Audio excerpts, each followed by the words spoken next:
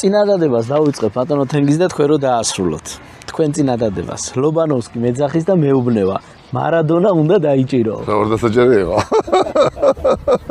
ეგ იყო როგორც ეგ იყო ნაკრებიდან გაგაშვება.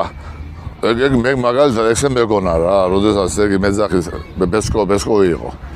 ბესკო როდიში. ხო, ბესკო მეძახის ჩავდი 2 საუზმეზე რა.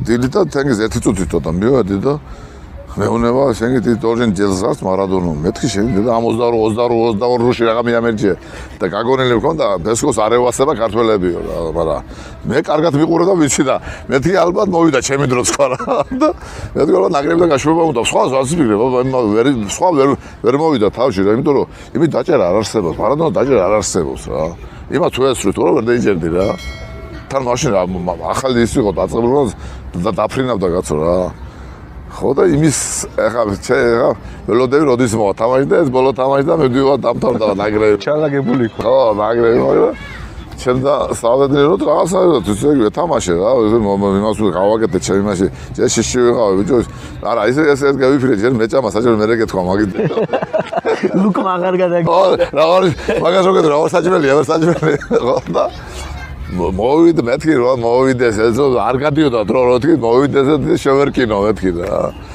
ხო და ნუ ახლა ვეთამაშე ისე როგორ შემელო მაგრამ ხო და რომ მე მეგონა რომ ესე გაბრობული ვარ მეთქი ჩემი თავის მაყობილი არ ვიყავი რა რო შევედი გასახთაში და მithot მამა ხელზე დამარტყა ბეჯი მალადეცო და მეთქი აგაშენა მის ვერა მე ვიყავ 1-5-6 წელი და კიდე რა ლეგენდა იყო არა სასწაული რა სასწაული ეს ბურცი ესე მიღება ესე ტრიტები ისე იგი როგორ იყო ისე ესე იგი არ ჩერდებოდა სულ მოძრაობაში იყო რა